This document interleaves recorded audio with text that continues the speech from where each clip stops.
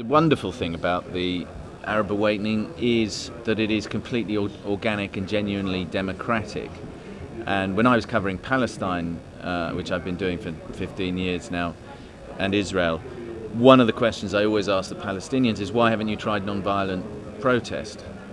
And in fact, when put to the Israeli occupying forces inside the West Bank and Gaza, that for many of them is their most troubling tactic, because non-violence is just that. It's highly democratic, it's very empowering, and it's very, very difficult to oppress unless you're going to take the Gaddafi or the Bashar al-Assad route and start murdering your own population. And so it was an incredible moment for me to see it evolve. I just watched it on Sky in Tunisia and Egypt, and then got lucky by going to Libya, which sadly by then had already become a violent conflict. But the process of the non-violent uprising meant that people were incredibly empowered, and that sense of empowerment, that sense of control over people's having sense of control over their own destiny, was very moving and very exciting. And it also meant that it was highly dynamic. So whilst the rebels in Libya are always criticised because they're disorganised, people forget that they're just people like you and me who've taken up arms to defend themselves against a dictator. These are people who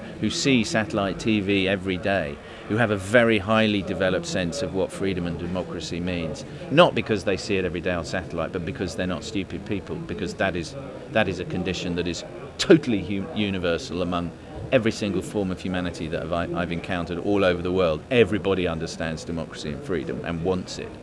The difference, I think, with the Arab awakening is that they also see the material decline in their lifestyles are humiliating for highly educated people, and they just reached a point at which they'd had enough, and so these people rose up. Though they were coordinated or got in touch with each other through Twitter and so on, it was much more word of mouth and much more kind of spontaneous.